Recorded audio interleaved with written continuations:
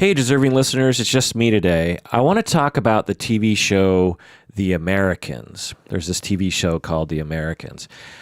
I want to talk about the psychology of it, the morality of it, and other kinds of things. And then I also just want to talk about the things I always talk about when I talk about these sorts of things, like the director and the actors and all that kind of stuff. But first, let me tell you something. I've been hearing about this TV show since it came out. I remember people talking about it when it came out in 2013, which for 4 years ago. And there were rave reviews.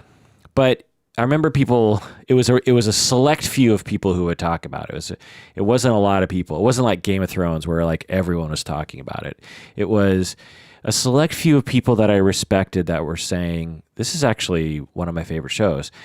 But at the time, I didn't have cable, and so and it wasn't available on Netflix or anything. I didn't really have a way of watching it, so I just kind of gave up. Plus, the way that it was described to me made it sound boring. Actually, it was described to me in this way that I thought, well, that sounds really interesting, but it also sounds kind of boring, and so I just avoided it and kept avoiding it until I can't remember what sort of sparked it, but I think someone finally just said, look, this is one of my favorite shows of all time, if not my favorite TV show of all time. And I was like, okay, fine, I'll watch this stupid show. And I started watching it starting from season 1. And right away, I was completely hooked, just totally blown away. The crappy thing is that I've been avoiding it for the past 4 years, but the cool thing is that I now had 5 seasons I could watch in a row, right? I could binge 5 seasons. So because I'd waited for so long to watch the show, I could watch, so many shows all at once, which is what I did. So every opportunity I watched a screen to do something, I was always watching The Americans. Sometimes I couldn't stop watching. It'd be late at night, and I'd be like, okay, time to go to bed. And I'd be like, just one more episode. And then I'd be, I got to find out what happens. It's a wonderful show. And so today I want to talk about that. I don't really have that much to say in terms of psychology. Honestly, I just love the show, and I just want to talk about it. This is the Psychology in Seattle podcast. I'm your host, Dr. Kirk Honda. I'm a therapist and a professor and a watcher of The Americans. This episode is going to have a lot of spoilers. And this show is, it can be spoiled. Although I wonder if you kind of knew where things are going, if it would completely ruin. I mean, there's definitely twists and turns in the story that can be spoiled, but the TV show is so masterfully made that even if you knew what was happening, my guess is it would still be enjoyable. But anyway, if you plan on watching the show at all, I would not listen to this episode until you're done. The spoil at this point when I am recording this, I think there's just a few more episodes left in season 5. So I'm going to be referring to things up until that point. Although I'm not going to go into super detail on that because I just don't think it's that necessary. But I will be spoiling some major parts of the overarching stories. Okay, so let's talk about some of the psychology that is presented in this TV show. One thing is that they depict EST, ESTS. We did an entire episode not so long ago in which we did a full rundown of EST and Landmark, and it's basically I think they call it like human growth movement or something, human potential movement. I can't remember the exact movement in the 70s and 80s, but basically EST and Landmark are these seminars that you go to. They're like classes in a sense, and they're more like personal therapy than they are like a class. And so you go to these seminars, and they're usually all day long, usually over a weekend, and the presenter will talk about how to live authentically, how to live the life that you want to live, and how to evaluate the life that you want to live, and how to not give in to societal norms about what you're supposed to do, and all these kinds of things. And it's big on confronting you in terms of the BS that limits your flexibility in terms of having the life that you want. And in the episode that we talked about it, I presented all the kinds of pros and cons to this, because they have and I apologize to my Landmark listeners out there, but they both have a sort of pushy marketing technique in which they harangue their members, the students in these seminars. They harangue them to drag other people in. And that's a major part of their model. Is not only do we provide probably a very helpful service to actual human beings, but we also have a pretty sleazy sales technique in which we tell everyone that they should drag people in. And of course, that's not their language, but that's the reality. So, but they don't really depict that part of EST in it. They depict probably the good parts of EST, which is related to Landmark. They also, in terms of psychology and EST in this TV show, they show not only for the characters how this seminar actually is related to their own mental health and their own traumas that they've been through, but it also shows you what a lot of people were going through in the 80s, and the way that people didn't really go to therapy, right, as much as they do today, and how a lot of people would go to these EST seminars because it wasn't as stigmatized, because it's a seminar, it's a class. It's not therapy. I'm not crazy. I'm just going to this EST thing. So it's interesting in that way. They also depict the way churches were a part of people's lives, much more so back then in American lives. Of course, today in America, a lot of people are still heavily involved with their churches. But in the 80s, churches were still very much the norm in terms of families being heavily involved in churches, and so they show that.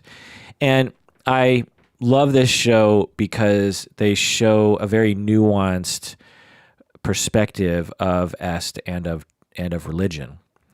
It would be so easy to write in this very black and white way about religion or about EST and paint it in this all good light or all bad light, and they don't do that. They depict it in this very careful, nuanced way that I think is responsible to these areas, and also just really interesting to watch. And one of the main psychological elements of this TV show is the way in which Philip and Elizabeth, I'm going to go more into like the producers and the directors later, but so one of the main psychological angles that I can talk about with this TV show is the way in which Philip and Elizabeth work their way into other people's lives. So there's regular Americans, and these two Russian spies are trying to manipulate people to get them to do things that they want them to do, so that they can infiltrate certain things and get information and da-da-da-da. And the most interesting story in The Americans, again, remember, I'm going to spoil things. So if you're going to watch this, go watch it. I'm telling you, it's a great show, then come back.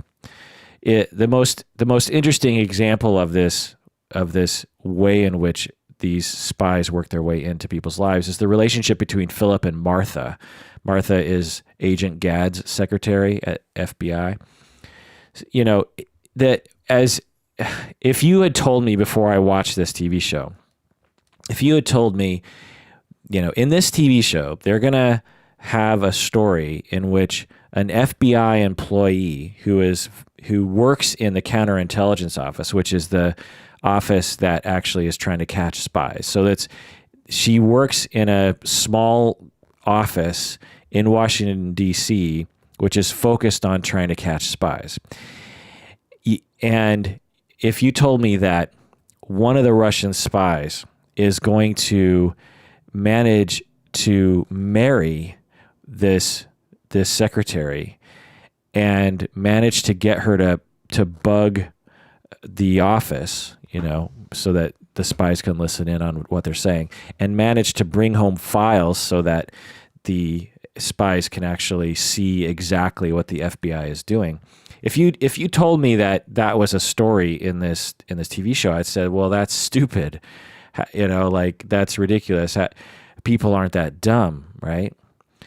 Especially when you add in the fact that the spy acts like he's another FBI agent, and also if you added in the fact that the spy is still married with kids himself in his regular life, and he just spends time with Martha like once or twice a week, and he goes to her house, and she's like, when are we going to go to your place, and how come we're married now and you don't live with me? And and the way that he manages that. If you had told me all that stuff, I would say that's dumb. That TV show is stupid. But the show really shows you how this process would absolutely work, and it absolutely did work in history over the span of years. And that's the beauty of the show too. I'm going to talk very glowingly about this show, by the way. But over the span of years, similar to shows like Game of Thrones or something, there are storylines that begin in season 1 that don't pay off really until season 5, or they're still unfolding in season 5. And so the show, over the span of years in the TV show world and in real life over the seasons, Philip slowly works his way into her life. He slowly convinces her of things that seem absurd on the surface when you look at it from afar, but each moment is understandable. He originally goes to her acting like he's an FBI agent who just wants to talk with her about her experiences at work because he's doing an investigation. It's just this minor con, and so it's low risk. So he starts there as an FBI agent who is just asking her a few innocent questions. And then we get to a later point in the story where they're married and she's living in his fake apartment, and she is supplying him with tape recordings of bugs in the office. She's supplying him with files from the office, and she's giving him all this information. And she's not a Russian spy, right? She is a red-blooded American who works for the FBI and doesn't want to help the Russians. And so, how do you get from point A to point, Z? And the show just slowly walks you through that. And if you haven't seen the show, again, go watch the show, because I'm ruining it for you right now. But if you hadn't watched the show, you'd be like, well, that sounds boring. But I'm here to tell you, it's actually really well written and it's so interesting. And because all the while, Philip is trying to make Martha feel as though he loves her. He's trying to make he doesn't say his name is Philip to Martha. He says his name is Clark. And all the while, so he never intimidates her. He never, or very rarely, intimidates her. He every step of the way, he is being loving. He's being thoughtful. He's being empathetic. He's being caring and slow and flexible. And he just slowly, does his job. And on some level, and they kind of reveal this later on, Clark actually has legitimate feelings for Martha. If you spend 1 or 2 nights a week, and they would have sex and they would spoon at night, and they would, talk about work and stuff. Clark, or Philip, and Philip isn't even his real name. His real name is Misha from the Soviet Union. But Philip, he has feelings, and he has a heart, and he has legitimate feelings for her. So it's this weird mixture in him. So I thought that was a really excellent portrayal of what this sort of thing looks like. And it's not just in spy movies or real life spy situations. This happens also in marriages, right? Slowly someone sucks you into their life, and 5 years later, you find yourself in a situation that you never would have agreed to if you knew that that's where it was headed. But each step along the way is just tiny little steps in that direction. People who find themselves in deeply violent relationships and controlled relationships with their spouse, or other kinds of things like that. This show really shows you what that can look like. Also, Allison Wright, she plays the actress of Martha. She is an amazing actress. Matthew Rhys, the guy who plays Philip, is probably one of my favorite actors of all time now after watching the show, and I would say Allison Wright is up there too. And the way that they write for her character is so visceral. You really feel her feelings, and you really empathize with her decisions. All right, so what other psychological thing can we talk about? Well, we can talk about trauma. There's a ton of trauma in this show. Both Philip and Elizabeth have been traumatized. Philip was traumatized by bullies, we learn, when he was a kid, and then he's further traumatized when he brutally murders one of the bullies with his own hands. During their training, Elizabeth and Philip are both put through a lot of difficult kinds of things. Elizabeth was raped by her superior. Philip later kills that guy, by the way, when he defects. But they were both made to have sex with people, and I find this to be extremely interesting. Philip and Elizabeth, as they are being trained, part of their training is that they have to have sex with a bunch of people, including people that they would not be attracted to normally, like people of the same sex and really old people. So they show this very brief flashback scene in which it's Philip. I don't think they show Elizabeth doing this, but Philip is made to, have sex with a woman his age, and he's made to have sex with an elderly woman and then an elderly man. And it's just so, and you think, what? And then you think, well, yeah, I guess you would need to do that as part of your training, because a big part of Philip and Elizabeth's effectiveness has to do with the ability to seduce people, the ability to have sex with people and not be repulsed, the ability to act like they're enjoying themselves. And so I thought that was interesting. Also, they kill a lot of people in this show. And that, we know, has a massive trauma effect on you. When it's a little bit of an unknown psychological process, but when you kill someone, you are traumatized.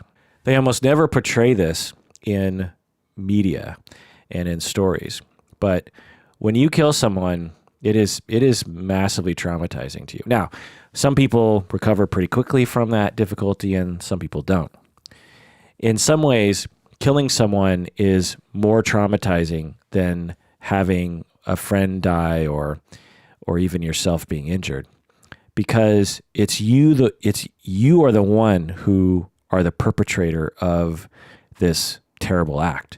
And so they have killed a lot of people, which is very traumatizing. And it starts to take a toll on Philip, because Elizabeth it's hard to know what Elizabeth's personality is like. She's either psychopathic and doesn't have as much empathy for other human beings as Philip does. I suspect that's actually not true, because she exhibits a lot of empathy towards Philip and her own kids. I think it's the second option, which is that Elizabeth is extremely dedicated to the cause. and Philip isn't so much so. So when Philip kills someone, he's much more traumatized by it, which actually does play a role.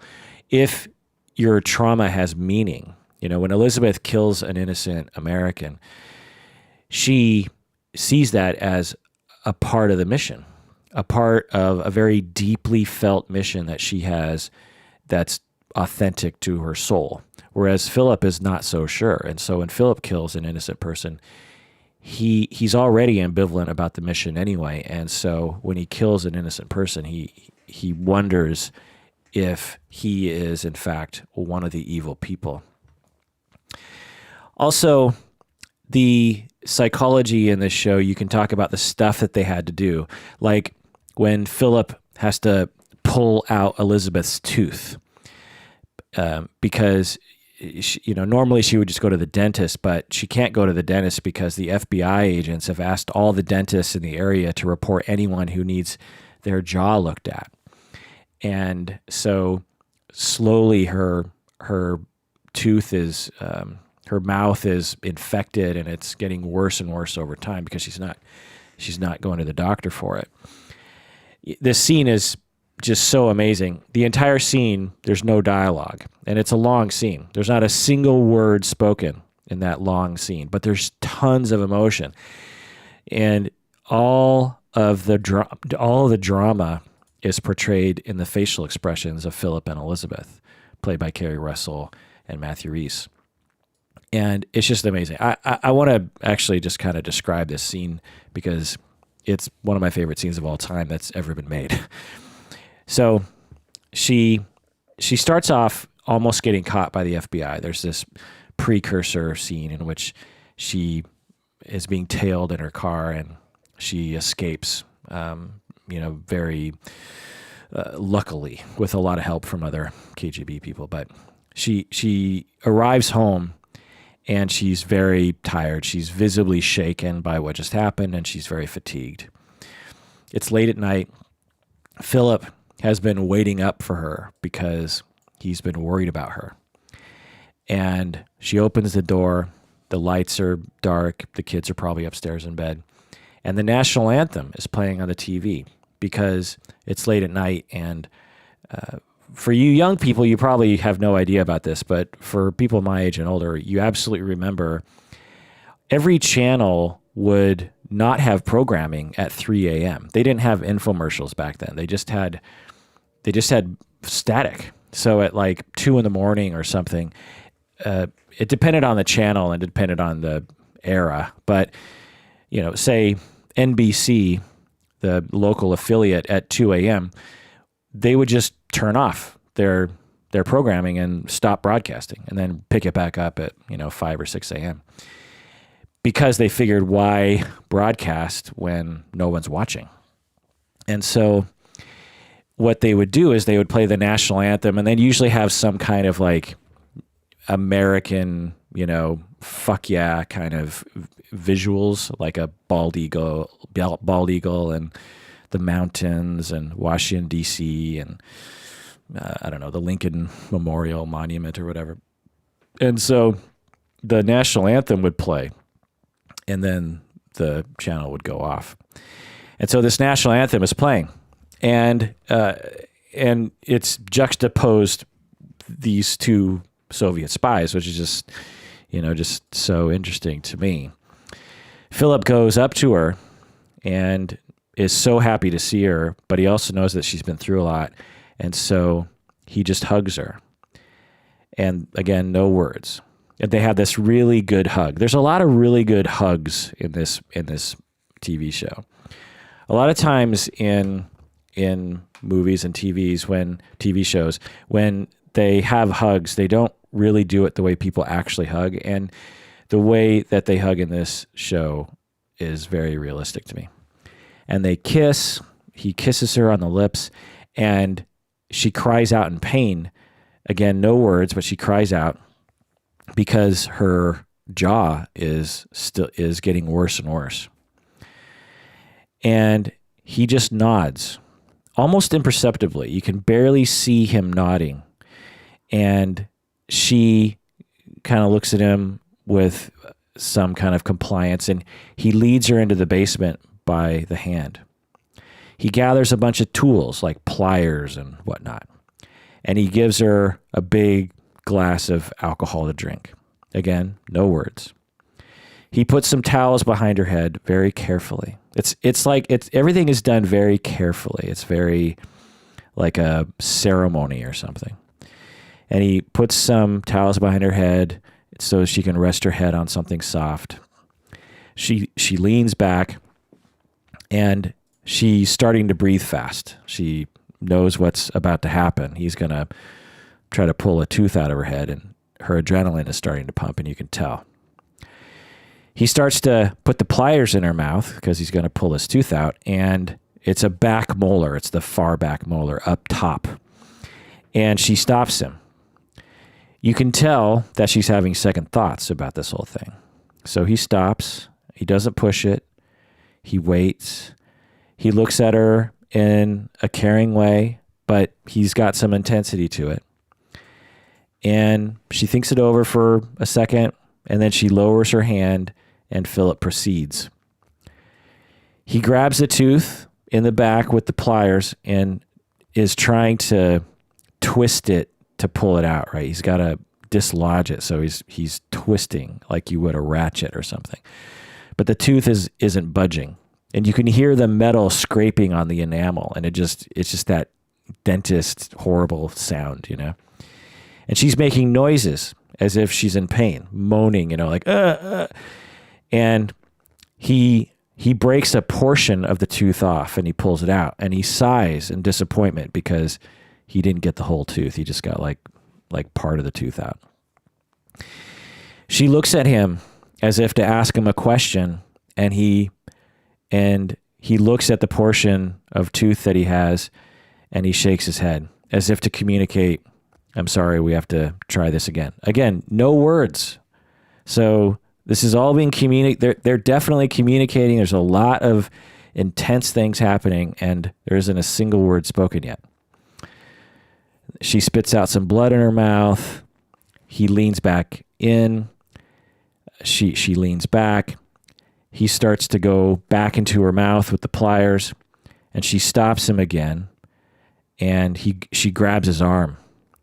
But this time she seems more terrified than before, as if to say, this was bad the first time, and this time you're probably going to have to be even harsher, and this is terrifying to me. And he looks at her, and he's moved by her fear. He's terrified now too. At first he was just going to go in and do this thing. And then she looks at him with this terror in her eyes, and he's moved by that. She lets go of his arm and grabs his shoulders now as a way of kind of bracing herself for what's about to happen. He goes into her mouth again with the pliers. He starts pulling on the tooth. He starts wrenching on it like a ratchet. The camera at this point does, and she starts to, kind of squirm, obviously. And the camera does this super close-up on both of their faces. So close that it's just one eye. So at this point, you're just looking at one of his eyes, and then one of her eyes, and then one of his eyes. And you can see in his eye, just this one eye, it's communicating so much that he's really struggling to get the tooth out. But you can also see that he's sort of pissed. He's sort of angry. He's almost becoming like a monster as he's just ranking on this tooth to get it out of her head. He just a little backstory to this part in, I think, season 3. He's really, really angry about the fact that Gabriel, their handler, and his wife, Elizabeth, are trying to involve Paige, their daughter, into the spy business. And he's been really angry and uncharacteristically explosive in his anger about, he doesn't want his daughter to be pulled into the spy business. And at this point, again, no words, you can tell that anger is emerging. When they do the close-up on her eye, you can see that she's even more terrified. She feels helpless and she's scared. And she can tell that his anger about involving their daughter in the spy business is starting to emerge, and it's scaring her. And he has an almost murderous look on his face. He's just like, he wants to murder his wife for putting his daughter in danger. And all the while, they're looking directly into each other's eyes. She's in utter pain, and he's aggressively just ranking on this tooth. Again, no words. Tears are coming out of her eyes at some point. He's twisting and turning the tooth with the pliers. He's grunting, and he's working on it. She's moaning in pain, but really quietly because the kids are upstairs. He manages to pop the tooth out, and she moans in relief. And his face says, "Thank God it's over." She turns and spits blood on the ground. She looks at Philip. Again, super close up. It looks like she's worried about him. She has a kind of worried look about what he's going through right now. And then the scene just ends. It's one of my favorite scenes of all time, movies included. It's up there with Game of Thrones scenes, like that fight between Brienne and the Hound, or the whole Battle of the Bastards fight, or when the Mountain and the Viper fight, or the Hold the Door scene.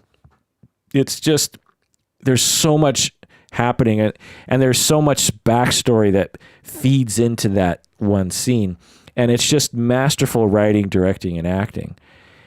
You're taking a big risk with this kind of scene. It's like, okay, because the scene, if you just wrote it down in a script, you'd say Philip quietly pulls her tooth out. But the mastery of telling a story within that, and all those backs and forths, and all those subtleties, and all those things being communicated, and again, without any words. If this was a poorly written script, there would be all this melodramatic talking and screaming at each other. Hey, you're being a little too harsh with those pliers because you're just angry about me involving Paige, aren't you? I'm just trying to pull your tooth out. Sit back. I'm trying to help you. You got to calm down, husband. Like, that's terrible writing, which I occasionally catch on cable TV. Sometimes I'll come across just that kind of drama, and it's what I call just two people yelling at each other drama. And it's just so dumb and lazy and stupid. It's unrealistic. It's basically, writers are like, okay, I have two things. I want there's an argument to be had, and I want these two people to argue with each other about it, because I think it's like people pay attention to people screaming at each other or something. It's like the way that everyone loves Alex Jones or Donald Trump, for that matter, because when people start getting angry and start yelling, even if you don't agree with what they're saying, you just sort of are drawn to it.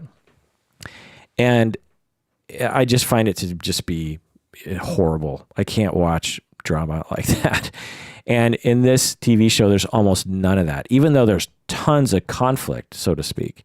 And there's tons of drama, and there's tons of scary things, but there's almost never two people in a room yelling at each other, because that's just not how people work. I mean, think about your own life. When was the last time you and another human being stood in a room by yourself and just screamed at each other for 5 minutes? I hope that doesn't happen to you very often. I mean, for me, I'm trying to remember months, years ago, that I can think of the last time that happened. It was probably with Berto, like, I don't know, 5-10 years ago or something. It's an extremely rare occurrence that people do that. Usually people try to avoid conflict, one, or people are, if they're interesting, mature people, they will see the other side of the argument, or anyway, the point is I hate that kind of writing. And this kind of writing, where you have two people and all the nuances, the subtleties and the emotion, I just think it's amazing. There's so much happening in that scene. There's a level of professionalism that's happening in the scene, because Elizabeth is like, okay, I guess you got to pull my tooth out. And there's no arguing. She's just like a professional. I can't go to the dentist. There's no options. If I go to the dentist, there's a chance the FBI will be notified and then they'll track me down, and that we don't need that attention. So it's time to pull this tooth out. And I don't get any anesthesia, and that's just the way it's going to be. And this is going to be painful and horrible, but that's just the way it's going to be. And so he, same way, he's like, this is going to be horrible. I don't want to do this, but this is our job. I'm going to pull out your tooth, and this is going to be awful. There's also this intense level of trust going on between them.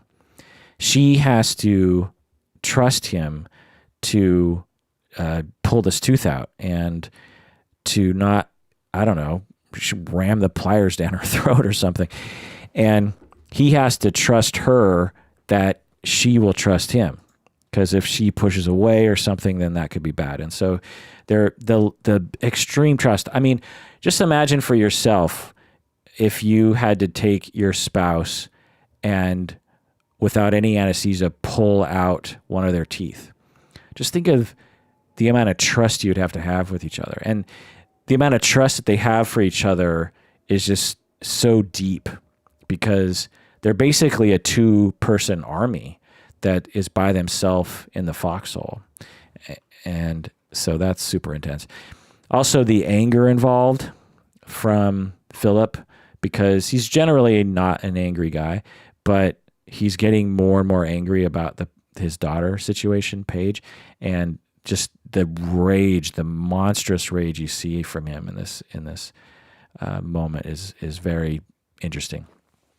Also, I think it could be suggested, although I didn't really think about it at the time, but it could be suggested that this scene is very sexual, in that he's penetrating her and she's in a lot of pain and bleeding. You know, it's sort of let's not go into that. But anyway, the point is there's kind of a sexual overtone in a sense. I don't see that, but I can see how other people might say that. Apparently, it took 4 hours to shoot this scene, and it was really hard work for the actors, particularly Matthew Rhys, apparently, because he's bending over a lot, and he has to, Carrie Russell lays there, and she's doing a wonderful job, hard work for her, but he has to grab onto her tooth. So they put some kind of protective plastic over her tooth, and then with pliers, he's grabbing onto that plastic that is over her teeth and pulling and stuff. And for Matthew Rhys, just imagine how hard that would be. Again, for 4 hours. All right, so trauma is a big element in this TV show. What else can we say? The family system. They are ripped away from their families as young adults, which is, interesting and terrible. They have to act like they're married, particularly. So they have some flashbacks to when they first came to the States, and they barely know each other, but they have to instantly act like they're married. And, how tough that would be, and how isolating that would be, and how isolated they've been since the beginning, because they can't tell anybody about anything, and they have to keep their distance from other people. So they're, in the beginning, it's just the two of them isolated from everyone else, and they have to act like they're married, and they don't necessarily like each other. Also, the family system issues regarding introducing Paige to the spy stuff. Again, as I was saying earlier, this is drawn out over years of story time and years of different seasons. And how the parents have this very big conflict around that. Essentially, the mom, Elizabeth, wants Paige to enter their world and to fight the good fight as she sees it, and to grow up and to start taking responsibility. Whereas Philip, the father, doesn't want that for Paige. He wants Paige to remain a kid and remain innocent. So how often do parents fight about that, right? We need to start making her have responsibilities. No, she needs to be a kid. It's interesting how they interweave these very mundane suburban experiences for families, but infuse it very realistically and convincingly into the world of spies and where the stakes are life and death. Also, they have a very interesting relationship with their handlers, with their contacts in the KGB. They have 3 or 4 different handlers, but there are 2 main ones. One's Gabriel and one's Claudia. And they look to them kind of like parents, particularly Gabriel. And Gabriel is this mentor. And the way that they talk to each other is more like a father and, children relationship, which I thought was really interesting. And you got to figure, like, for the KGB, they're probably thinking, okay, Gabriel, you're going to be one of the only people that they can confide in. You're going to be one of the only people that they can talk to freely. You're going to be telling them to do terrible things and giving them terrible orders. It would work well if you had a very fatherly relationship with them, one in which they loved you and one in which they greatly respected you. And they kind of need a mentor at this point. And so it's interesting to think about that too. All right, well, let's take a break, and when we get back, we'll talk about the morality issue.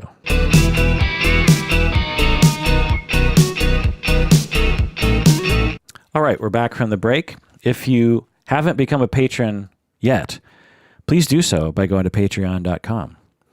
Go to patreon.com, become a patron, and when you become a patron, you get access to hundreds of premium episodes in which we do deep dives into various different things. One could say that our best episodes are the patron-only episodes. All right, what can we say about morality in this show? Well, Philip and Elizabeth, they kill a lot of innocent people, a lot of innocent Americans. On one hand, they believe that they're keeping the peace, right? And Elizabeth will say this sometimes, in which they're like, well, this is all for a cause. And if one innocent person dies to save millions upon millions, then that's okay, right? But on the other hand, Philip is really struggling. He's not sure if his actions are actually moral or not. And it just gets worse and worse as the seasons go by. For example, in the, I don't know if it's the end of season 4, beginning of season 5, they managed to steal a biological weapon from the Americans, and they send it back to Soviet Union. And they think this will help the peace. They think that they're doing this to help keep the peace because they believe if both sides have the biological weapon, they're thinking, well, if the Americans are the only ones with the biological weapon, then that will encourage the Americans to go to war, because the Americans will think, well, if we go to war, we can wipe out, all of the Soviets and be victorious, and we can get rid of our enemy. But Philip and Elizabeth and others in the KGB are thinking, well, if we can steal their biological weapons and then make the Americans know we have biological weapons, then they won't use the biological weapons because they'll worry that we'll retaliate with the biological weapons. This is the same for the nukes, right? If the idea was if only one side had the nukes, then they would just go to war and nuke their enemies. But if both sides have the nukes, then neither will go to war because they're worried about mutual annihilation. And so they steal this. So Philip and Elizabeth steal this biological weapon because they're thinking, okay, this will provide balance and power and keep the peace. But then Philip learns that some Afghanis had the symptoms of the biological weapon. So he steals the biological weapon, sends it back to the Soviet Union, and then he overhears this intelligence in which these it was found that these Afghanis seemed to be suffering from a biological weapon. And, in case you don't know, the Soviet Union, their Vietnam War was in Afghanistan. They were always trying to get control of Afghanistan and never really did. So Philip wonders if his government used the biological weapons that he sent to them. And he's wondering if his work is actually immoral or not. But Elizabeth is more sure of her commitment to the Soviet Union, so she doesn't have a problem with it. And she just trusts, and even if the Soviet Union used biological weapons against the Afghanistan people, Elizabeth's like, well, I trust our government to do what's best for the people of the Soviet Union. And you really feel that too, because she really hates what America stands for. She hates capitalism. She hates religion. She comments on the excesses of American culture. She doesn't like how the poor are oppressed. She doesn't like how minorities and women are oppressed. She doesn't like Reagan and his warmongering, and they don't like the corruption in the government. And it's just interesting, and as I'm watching, I grew up during the Cold War. I grew up worrying about nukes. In fact, they show, I don't know what season, maybe season 2 or something, they show everyone watching the TV show The Day After. The Day After was this American TV movie that came out in 1983. And it had, for some reason, it just had a really awesome marketing campaign, and like everyone in America watched it this one night. They would usually show movies on like Sunday night or something, but it was, everyone watched it. And it's about what would happen in an actual nuclear war and how many people would die. And it was one of the very first attempts at making a realistic depiction of a nuclear holocaust. And it really scared a lot of people, because prior to this depiction, and I remember in the 70s, I remember the duck and cover stuff. We would do these drills where they would say, okay, if there's a nuclear bomb that goes off, you got to get under your table and duck and cover. And of course, looking back, we're like, that's ridiculous. If there's a nuclear war, we're all dead. We're either incinerated in the initial blast, or we'll die of radiation poisoning, or we'll die when our infrastructure and supply lines of food completely dry up, or we'll die from water poisoning, or we'll die from marauding raids of criminals. I mean, if we actually went to war with nuclear weapons, everyone's dead. Particularly in my area. I remember we would talk about this in Seattle, because there's a lot of military bases in Seattle, and submarine bases and Navy bases and nuclear sub bases. So it was absolutely, we were assured that we would probably die instantly if there was a nuclear war. And also, we're very close to the Soviet Union in terms of their land-based ICBMs. So it was told to us that not only would we die instantly in the blast or soon after, but we wouldn't even know they were coming, because we would be perhaps the first to get hit.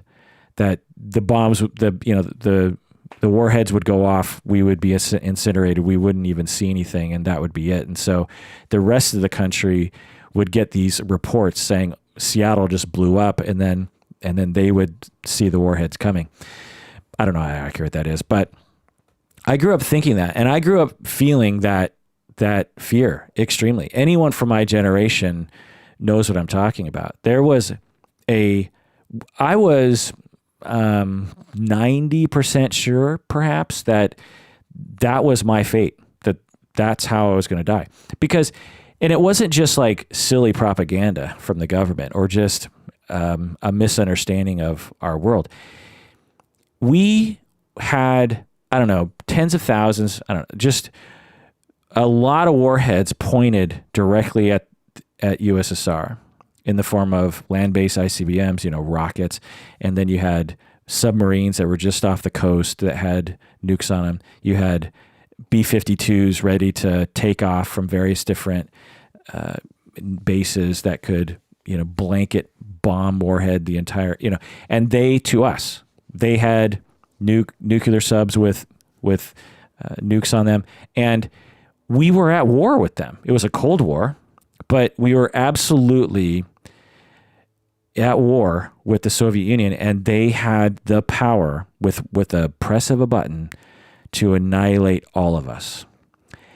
And we were not on good terms, particularly during the Reagan era, because he called them the evil empire. Now, looking back, it's like, why were we worried the Soviet Union was going to disintegrate by the end of the decade in the 80s, for the most part? But we didn't know that. There was no indication that the Soviet Union was going to disintegrate. The Soviet Union had been strong for decades and had managed to put astronauts into space and had huge armies and had, just tons of land and tons of people and big industry. And now we didn't realize the corruption and the sort of dissatisfaction that was happening within the political system. But even if we did, it didn't seem like it was going to go away. And I was totally convinced that there was a good chance, because all it would take in my mind, and in the historians' mind too, and people at the time's mind, was just a number of bad political moves, and we're all gone. The situation between JFK around Cuba and the Soviet Union putting nuclear warheads pointed at us on Cuba, we were extremely close to going to full-out war with the Soviet Union in, I don't know what year that was, 62, 63 or something. And there were a number of other moments too. And there were mistakes. Like people would, like our detection system would accidentally detect that we were being attacked, that the missiles were on their way. And people would say, okay, according to protocol, I need to launch right now, but let's hold off for a second because maybe it's a computer error, and then it would be computer error. So there were a lot of near misses. We were on the edge of a knife during the 80s around this sort of stuff. And I am just so happy. I mean, Carl Sagan, almost every single time he talked, he would end his talks with, people, we have to think about, I can't obviously speak as eloquent as he did, but he would always bring up the fact that we are headed toward nuclear mutual destruction. We are headed toward potentially ending life as we know it on this planet, eliminating ourselves as a race from this planet. And so it was quite scary. And so this show, there's this moment when they watch the day after, and you can just tell by their facial expressions and the things that, and how they're affected by it, that this was very real to them. The show also helps me to understand why we were at odds with the Soviet Union, because it never really made any sense to me. I'm like, they're on the other side of the earth. What's the big deal? It was a fight about how the world should look. One model proposed a world in which everyone was equal, the communist model. There would be no rich people, no poor people. The state would be in charge. The state in the Soviet Union was in charge of production, and the state distributes the profits among everyone. No one owns the factories. No one owns the mines. No one owns the stores. Everyone works, and everyone everyone benefits from the actions of everybody. No one owns anything. Only the state owns business. Everyone should get what they need, even if they aren't able to work. And this is a thing that I think a lot of people, if they don't understand communism and have a very negative view of communism, they don't understand this, that the communist model says everyone gets what they need. Everybody. It doesn't matter. It doesn't matter. If you're a citizen, you get medicine, you get food, you get clothes, you get a house. It's very egalitarian in that way. Of course, this never really happened in the USSR. I'm not a historian or a political scientist, but from what I understand, their ideal never really manifested itself. So that's just something to keep in mind, that we often associate communism with what happened in the USSR, but it's more complicated than that. Communism as a model, well, anyway, I'm not a political scientist, so God knows. And the other model is the American model, the capitalist model, propose a system that gives more wealth to those who manage to get it. Private organizations are in charge of production, and these private organizations distribute their profits only among those who own the business, which could be just one man. Individuals are free to own things, and they're free to do things, and they're free to sell things if they want to. And only people who work hard deserve to gain wealth and power in this capitalist model. And also, the capitalist model, it leads to exploitation of people. And there is a tendency for fully capitalist governments and societies to end up with a very small amount of rich people exploiting 99.9% of the population. Whereas the communist model says no one is going to be rich. No one's going to have that power over people. We're going to have a very flat hierarchy in this society. Whereas in the capitalism society, we say, well, if you manage to gather wealth and power to yourself, then you must have earned it. And so now, again, that's not how the United States works entirely, because we're not entirely capitalistic. But that was the two ideologies that were at war. It was a war of ideology, and each saw the other as antithetical to themselves. The Soviet Union saw capitalism as just like a terrible way to treat your people. It created inequity, it created poverty, it created exploitation, and that was immoral. And so they saw themselves as spreading communism as a good thing for people. And Americans saw the Soviet Union as oppressive, as a lack, you didn't have freedom. In America, and under the capitalist system, if you make, say, some earrings and you want to sell it on the street, then you should be free to do that. It's the land of the free. Whereas in the Soviet Union, technically speaking, you can't do that. You can't have your own business of selling earrings. So it was a fight between freedom and individualism and collectivism and non-exploitation. So each side saw themselves as the good guys. And this show helps me to understand that better. There are moments in this TV show in which you really understand why someone would like communism over capitalism, particularly when Elizabeth talks about it. She acknowledges that life, there's often these debates between Philip and Elizabeth about life in America, and she'll acknowledge to Philip that life is easier in America. She says, yes, in the Soviet Union, life is harder. But she says, but it's not better in America. It's easier in America, but not better. She thinks that Americans are all privileged and naive. She thinks that Americans are allowing the wealthy to, exploit marginalized groups. But there's also this moment when Philip buys this fancy car. He buys this Camaro Z28. I remember this car in the 80s. It was like a sweet car. Looking at it now, you're just like, oh, what an 80s car. So at first, Philip really likes this car, and it's a symbol of Philip sort of falling in love with American capitalism and American culture.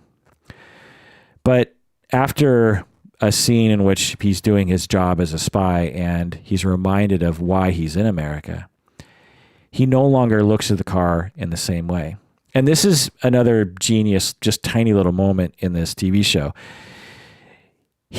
The characters, as I've been saying, they rarely say what's on their mind when, they let you know what's on their mind by the way they act and the way the director and the cinematographer shoot the scenes. So there's this look that Philip makes when he sees his car. So, I don't know if I'm describing this well, but he sees this car and he's like, oh my God, this car is sweet. I'm going to buy it. And he buys it. He brings it home and his wife, Elizabeth, is like, oh, interesting. You're buying a car. And then he does this job in which he's reminded of the fact that he's a Russian spy or a Soviet spy. And he comes out and he looks at his car and he just gives his car this little look. And that's all they do in the show. No words, no explanation, just this little look that Matthew Rhys and his genius acting ability, he just looks at this car and you instantly know, oh, he's having a complicated feeling about that car right now. And I know what's going on there, just in that little look. Again, not to make fun of other shows, but I want to because I dislike lazy writing, as I was saying before. In another show with lazy writing, you would have him walk out and then, someone would say something like, yeah, hey, nice car. And he would yell at them and say like, how dare you compliment me on my car when there are starving people in Africa, or, there would be some kind of really just obvious line to tell us, oh, he now is upset about this car, but in the show, it's this tiny little moment. And if you're not watching carefully, you might not even see it. That's how subtle this show is. Anyway, obviously I'm in love with this show. All right. So that's all that I can really say about the psychology of this show, which, I say it's all, and I've been talking for an hour, but there's probably more I could say, but I kind of want to just move on and talk about some of the other things about the show. It's created by Joe Weisberg, who is a former CIA officer. Isn't that cool? A former CIA officer created the show. Super rad. Stars Kerry Russell. She's probably the biggest star on the show. In the early 90s, she was on the Mickey Mouse Club, along with Christina Aguilera, Britney Spears, Ryan Gosling, and Justin Timberlake. So that's interesting. She's been in a bunch of stuff, bunch of TV, bunch of movies, but some notable things. In 95, she was in Married with Children on one episode. The biggest thing that I know her from is from Felicity, from 98 to 2002. It was a very popular show at the time, and I remember her from that. She was also in a movie called Waitress, 2007. Excellent movie. She was also in Dawn of the Planet of the Apes, which is a good movie, and she's been on The Americans. Matthew Rhys is the co-star of this show. He's a Welsh actor. He's been in a bunch of stuff that I haven't seen, actually. I watched some trailers of him in other things, movies and TV, and it bothered me because I only see him as Philip Jennings. It's when I see him in other movies, I'm like, oh, Philip is acting in other movies, not Matthew Rhys is acting. I was like, oh, why is Philip doing that weird accent? I think he's one of the best actors of our age, as I was saying earlier. He carries the show with his subtle acting of emotion. And again, the writers and the directors, cinematographers, they give him an opportunity to really shine in that way. I actually had a dream about him the other night. I had a dream that I met him and I told him how amazing he was. We were at a party and he was a little tipsy and we were lounging around on these big couches. I think there was like a bonfire involved or something. And we talked about art for several hours, I remember. In real life, I want to just talk a little bit about him and Kerry Russell. Given what I've read on the internet, which again could obviously be totally false, I think him, Matthew Rhys, and Kerry Russell, I think they started falling in love while they started filming the show. When they started filming the show in 2013, Kerry Russell was married with children. And during the first season, Kerry quickly became separated with her husband and started dating Matthew Rhys. And they eventually got married and they had a son, Sam, which is a very pleasant name, Sam. Kerry's other kids are named River and Willa with her first husband. Matthew Rhys, I think this is his first wife, if I'm not mistaken. Holly Taylor plays Paige. Kendrick Selati plays Henry. Noah Emmerich plays Agent Beeman.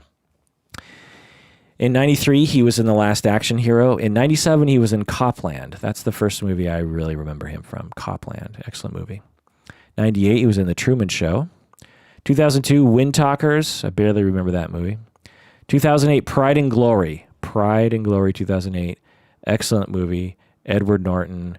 Just an amazing movie. Pride and Glory. See it. 2011, Super 8. 2011, also Warrior. And 2016, he was in Jane Got a Gun, which I actually liked. The preview made it look stupid, but I actually watched it and liked it. Noah Emmerich. Richard Thomas is also in this TV show, at least for a while. This is John Boy from The Waltons, for those of you that are old like me. That show, The Waltons, was so important to my early childhood. I think I've talked about this before in that there are things from my childhood that people know about, and there are things from my childhood that no one knows about. You know, like if you talk about the 70s, people say, oh, Saturday Night Fever and you know, John Travolta and Grease, the musical movie. There's certain things from the 70s that young people know about today. But there are other things about the 70s that seemingly no one knows about. And it's strange to me because the Waltons and Grizzly Adams and, you know, these kinds of things were so huge at the time. And it's just weird how they just didn't survive to modern day, you know. And the Waltons it was just a massive TV show. 8 is Enough. Remember that show? 8 is Enough. And John Boy was sort of the star of the TV show, played by Richard Thomas. Richard Thomas is Agent Gadd. At the end of every episode, I think, of Waltons, they would go to bed at night in this, you know, they were farmers and they'd go to bed in this huge farmhouse and there's a whole bunch of kids, you know, and you'd hear there's the shots from outside the house and you'd hear them inside the house. Good night, Mama. Good night, Mama. Good night, John Boy. Good night, Jim Bob. And my family would say good night like them. We would, I grew up in a family of 6, and so we watched the Waltons and we would say goodbye. We would say goodnight like they did in the show. Actually, my mom listens to the podcast, so I'll tell a little funny story about this. I hope she doesn't mind. My mom and my aunt decided to go on a little trip. And for 4th of July, it was 4th of July, and we're like, oh, let's go on a trip. And our dads, for some reason, were out of town or something. I don't know. Maybe they were on a fishing trip or something. Who knows? But it was just moms and me and my younger brother and my cousin. And we're like, oh, let's go on a trip. And so we're like, oh, cool. We're going to go on a trip. And we go to Vancouver, BC, Canada. And 4th of July night arrives. And like, okay, let's go light off fireworks. And we quickly realize, oh, wait, we're in Canada. They don't celebrate 4th of July in Canada. But that's not the funny part of the story. The funny part of the story is we're in a hotel all of us, like, I don't know, there's my mom, my aunt, me, my cousin, my younger brother, and a friend of us. So there's like 6 of us in this one hotel room. And me and my cousin, we were probably like 12 or 11 or something. And one by one, we started doing the Waltons thing, good night, John Boy, good night, Kirk, good night, Mom, and my mom wanted to join in on the fun. And so she wanted to say good night, somebody, but she stumbled on her words and she said something like, "Gum," and we laughed, I swear to God, for a half an hour. And to this day, 30 years later, almost, we can still get a laugh out of each other when we say, "Gum." You probably had to be there. Anyway. Richard Thomas has been in a million movies and TV shows, actually. And I was so happy to see him in The Americans when he showed it, and he looks great. He's not a super young guy, but he looks great. Although I hate to say this, but I think he's the weakest actor on the show by far, meaning not that he's a terrible actor, but there's so many good actors on the show. Him and the older woman who plays their handler from time to time, the Margot Martindale person, that's the actress. She plays Claudia. The Richard Thomas and Margot Martindale, so the Agent Gadd and the Claudia characters, I think that they're whenever they're on screen, I just kind of cringe because in comparison to the other acting that's happening, it's just not up to par. I can kind of tell, particularly with Margot Martindale, I can feel like with her, she doesn't know her lines very well, particularly in her first, early in the first couple seasons when she would show up. I felt like she hadn't memorized her lines very well. And so you can kind of tell there's a certain way that actors will act that you can tell they stumbled on a line, they'll pause not in a way that feels natural, but in a way that's like, oh shit, I don't remember the next word. And I feel like Margot Martindale does that. I don't know. Anyway, I just don't like her style of acting or the way that they direct her in this show or something. And Richard Thomas too. It just seems stunted in some way. Although, even though I'm giving Margot Martindale, the actress, crap about this, she has won 2 Emmys for her work on this show in 2015, 2016, which is bizarre to me. And she's the only, so this is a TV show, so they don't go for Oscars, they go for Emmys, right? This TV show, even though it is by far, one of the best TV shows of all time, up there with Game of Thrones, it's only won 2 Emmys. And the only 2 Emmys that it has won has been with Margot Martindale. How in the world? And Margot Martindale is a very small character comparatively to other characters, like Matthew. I mean, it's a supporting actress, blah blah. But still, the Americans is getting robbed.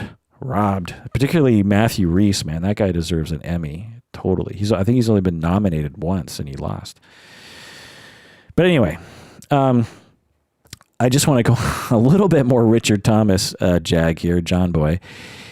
He was in this movie in 1980 called Battle Beyond the Stars. And it's this very big production movie, and it's this terrible Star Wars knockoff. Again, if you're old like me, you remember the post-Star Wars world and how after Star Wars in 77 came out, everything was about space, Battlestar Galactica, Buck Rogers. There was just all this space stuff. And Battle Beyond the Stars, when it came out, was just so obviously this production that was trying to capitalize on that wave of popularity. It was intended to be a take on Kurosawa's Magnificent Seven, which is one of my favorite movies of all time, but in outer space, and which is just funny when you think about that they were trying to be like Magnificent Seven. I remember seeing this movie in the theater in either Bellevue or Redmond. I'm not sure. The full movie is actually available on YouTube. I watched some of it today. So, I mean, a movie's bad when the people who own it don't monitor YouTube enough for it, because right now you can watch the entire movie on YouTube. I was so into space stuff in 1980. So I think I liked this movie. I remember the movie having this very otherworldly feel to it. It definitely felt like another world, but it's a terrible movie. The movie was made after Star Wars, and it came out the same year that Empire came out. And it looks like a bad Star Trek episode from the 60s. It has the same, when you think about Star Wars and Empire and the special effects in those two movies, and then you watch this movie and you're just like, whoa, it looks like they're from completely different eras. But it's interesting because James Cameron did the effects for this movie. It's one of his very first movies that he worked on. James Cameron started out as a special effects guy, and he wasn't the director for this movie. He was just the special effects guy. If you don't know who James Cameron is, he's the guy who wrote and directed many of our modern classics like The Terminator and Aliens and The Abyss and Terminator 2 and Titanic and Avatar. James Cameron is, just a huge movie maker, and he was the special effects guy for this movie, and it's just laughable. He got praised for it at the time, apparently, but I don't know. When you look back, it looks fine if it was made in the 60s or early 70s, but when you think about it coming out after Star Wars and after, around the same time as Empire, you're just like, what's going on here? The one thing I do remember about this movie, if I can just bore you with a little bit more Richard Thomas stuff here, is John Boy's, Richard Thomas's ship. It had this really weird look to it. If you can, look it up on YouTube or on Google. Battle Beyond the Stars spaceship. It looked like a living thing. It was organic. It kind of looked like the Enterprise, but it also kind of looked like, I don't know, like a shark or something. And I learned upon Googling this that this movie has a cult following. So just goes to show you that any piece of crap can get a cult following if it's epically bad enough, All right. The Americans, it's on FX, by the way. I think that's where you find it. I found it on Amazon Prime and on, on demand, on cable. Now, I do have cable now, so anyway. Rotten Tomatoes, they do it by seasons, and it ranges between 90 and 100%. So most critics are very favorable about this TV show.